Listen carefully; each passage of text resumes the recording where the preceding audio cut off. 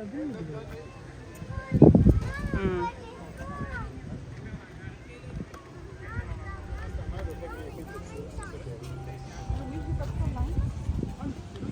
Je sais qu'il est encore 2 minutes, je vais y aller.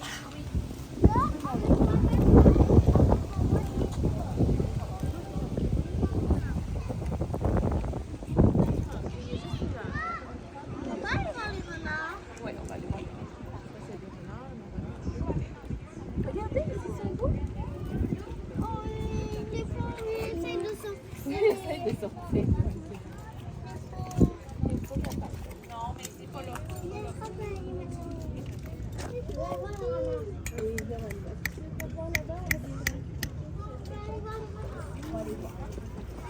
Ici, oui, samedi, on va envoyer des codes du Groenland et de l'autre côté, histoire de trouver nos 4 codes communs. Donc, on a 2 espèces de codes ici à l'aquarium. On va normalement les séparer pour les présentations, pour les entraînements comme ça. Ça sera plus facile pour les entraîneurs, mais aussi pour les codes, ça va leur permettre de rester bien concentrés. Donc, c'est le code total, c'est beaucoup. Donc, on va les séparer déjà au début. Donc, ici, on va avoir notre code du Groenland. Toutes les fenêtres, on va Sally, Bobby et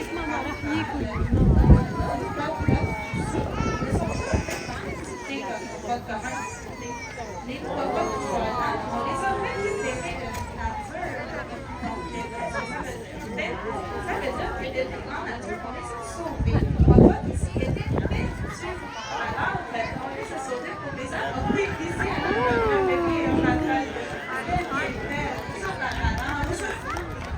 Et 100 grammes, après bien, on sait que dans bonne santé, elle mange assez, tout ça. Ça, c'est important de l'écouter. Alors, puis, comme je disais, les cocottes, c'est bien de la nature. Donc, les cocottes du Groenland, je suis comme non, mais ils vivent normalement au Groenland, mais ils font une migration une fois par année. Pour donner naissance à leur petit bébé, des planchons.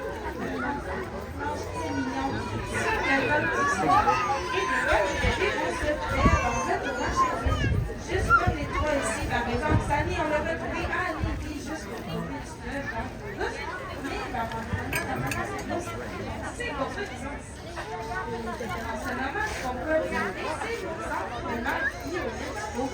Un entraînement biomédical est très important, pas juste pour les coqs ici, mais pour beaucoup d'animaux à l'aquarium. Ça va nous permettre de vérifier leur état de santé. Donc, qu'est-ce qu'on peut voir en ce moment? Bien, les entraînements vont faire un beau visuel de l'animal, s'assurer que tout va bien. Ce robot, il n'y a pas de blessure. On regarde partout, dans la bouche, les dents, les vibrisses, les moustaches, les nageoires, partout pour aller, il n'y a pas de blessure. On va aussi les toucher avec les palpés, juste comme ici à l'idée. Pas besoin de cacher de blessure. Les os, c'est les poils. Là, beaucoup de prédateurs, par exemple, même non fonctionnants, c'est les prédateurs des poissons. En nature, il y a des cachés.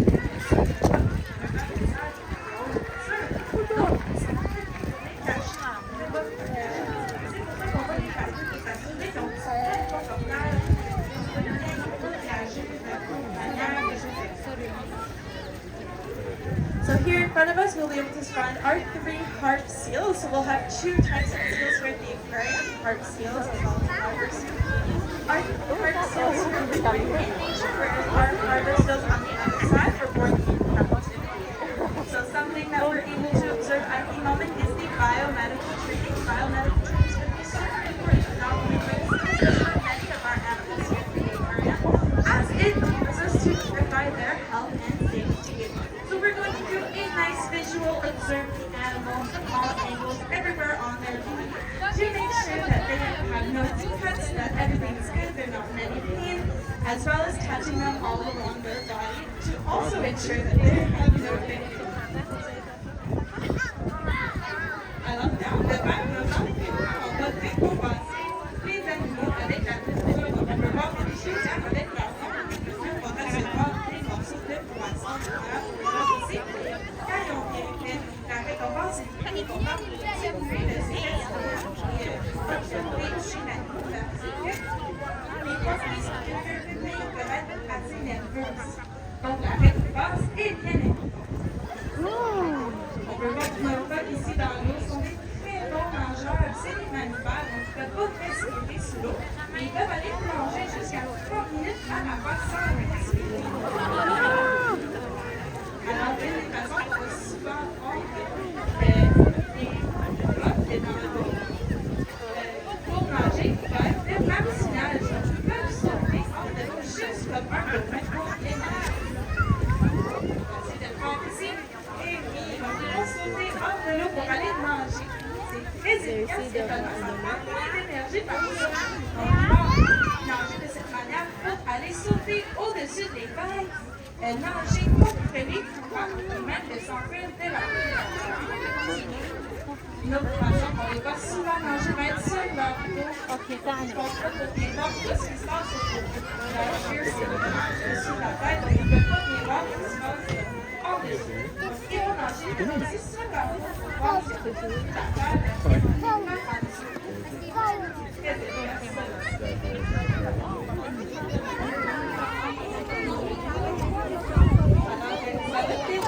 Les entraîneurs sur les blocs, et c'est l'après-midi, donc si vous voulez venir voir les blocs de vous avez des questions pour les entraîneurs, n'hésitez pas à venir.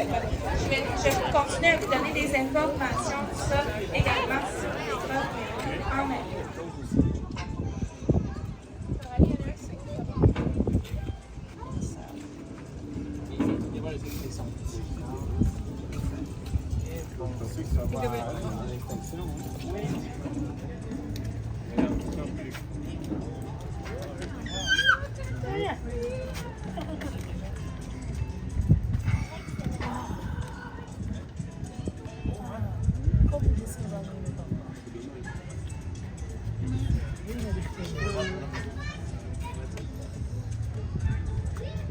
Il y a un tel esprit. Faut que je vois bien tout ça avec un petit peu tout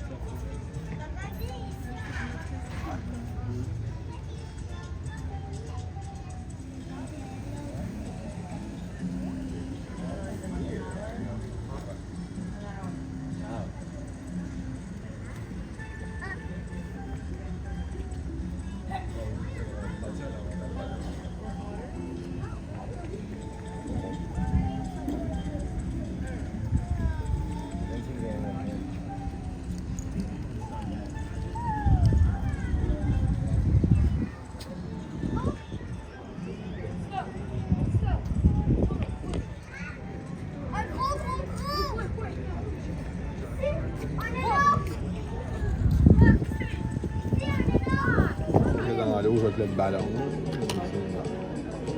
Bien sûr, le toit qui va lancer une petite collation aux ours. Dans le fond, on fait des enrichissements comme ça. Nous, on est responsable des soins aux animaux, donc tout ce qui est soins, alimentation, nettoyage des enclos et tout ça.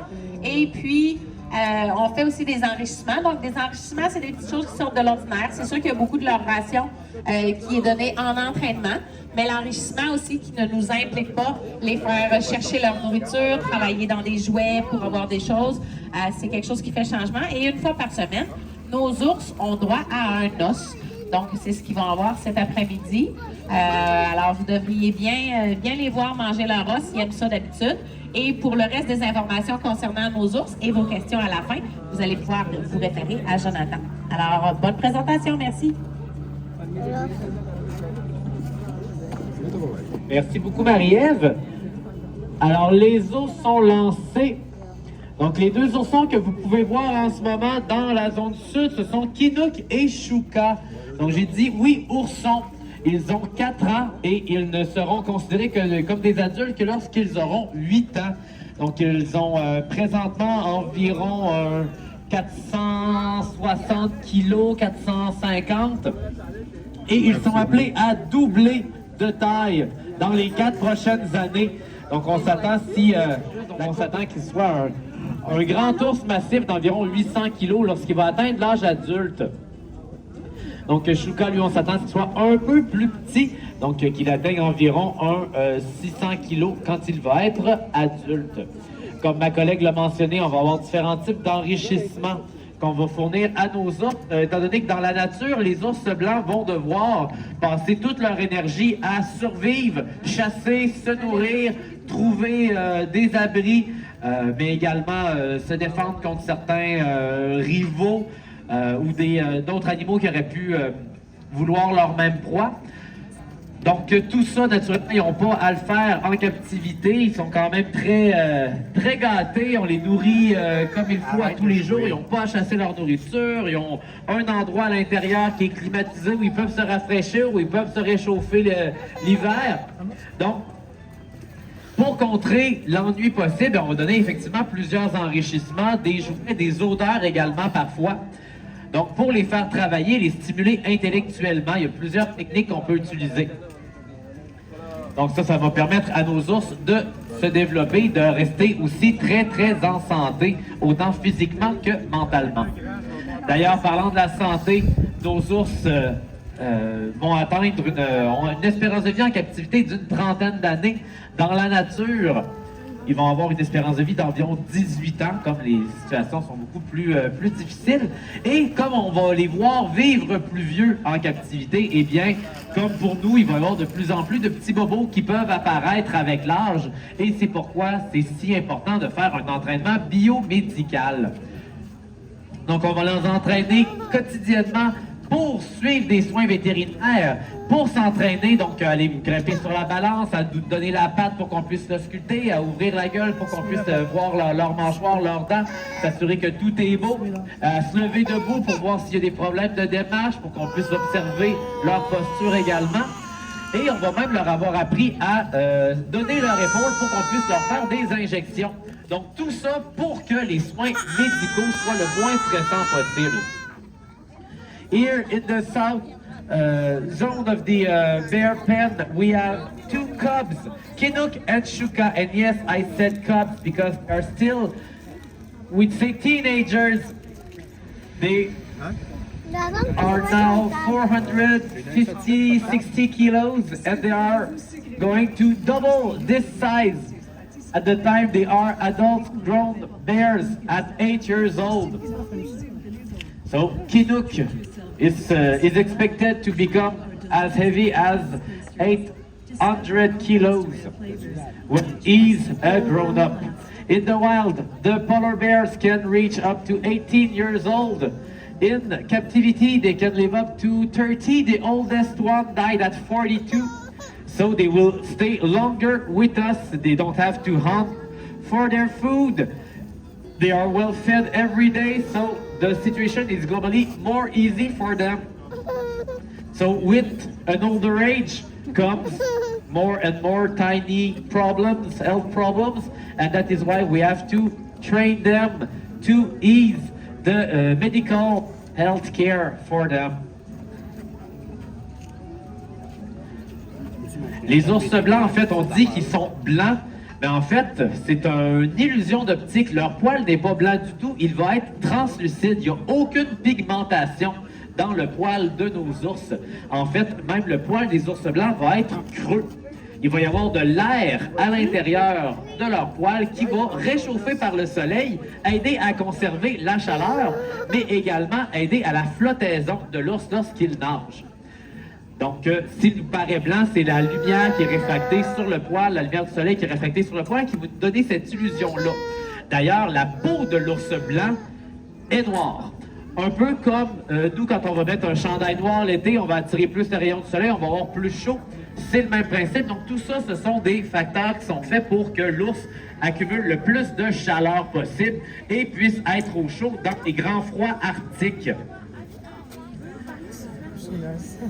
Il va y avoir également une couche de graisse d'environ 11 cm sous sa peau qui va l'aider à garder au chaud, mais qui va également aider à la flottaison. Et c'est pourquoi l'ours blanc ne peut pas chasser le phoque en nageant à la nage, puisque le phoque est beaucoup plus rapide et va aller beaucoup plus profondément, puisque tous ces attributs-là de l'ours blanc qui vont l'aider à garder sa chaleur vont nuire au fait d'aller plus creux dans l'eau. Par contre, ça va aider l'ours à flotter plus longtemps et donc à nager sur de vraiment plus grandes distances. D'ailleurs, les pattes de l'ours blanc qui peuvent avoir environ une grandeur de 30 cm, donc ça c'est littéralement les règles qu'on a à l'école, eh bien, elles sont légèrement palmées, ce qui permet de nager plus efficacement. Donc on a vu des ours blancs nager sur des centaines de kilomètres sans trop s'épuiser avec la bonne flottaison et les pattes D'ailleurs, pour chasser les phoques, les ours vont leur tendre des pièges sur la banquise. Ils vont attendre près des trous de respiration qui sont creusés par les phoques. Donc, les phoques qui vont revenir là pour respirer et l'ours va simplement attendre que le phoque revienne pour l'assommer et s'en nourrir. Pendant l'hiver, dans l'Arctique, les phoques vont être l'alimentation principale des ours. Les ours blancs, comme la plupart des oursidés, vont être omnivores, mais l'ours blanc va avoir des grandes périodes, surtout l'hiver, où il va être essentiellement carnivore. Donc, sans les phoques, ben, la nourriture va être vraiment plus rare. Et c'est pourquoi l'été, qui se fait de plus en plus long en Arctique, eh bien, va être de plus en plus dangereux pour les ours blancs, parce que plus les étés sont longs, plus les phoques vont être partis longtemps, et donc moins leurs sources de viande et de gras pour se réchauffer l'hiver vont se faire rares. C'est pourquoi pendant l'été, les ours vont aller de plus en plus sur la terre ferme, et s'approcher de plus en plus des villages où ils vont espérer pouvoir trouver de la nourriture, notamment dans les poubelles ou en s'attaquant à des chiens de traîneau. The polar bears do not have white fur. Their fur is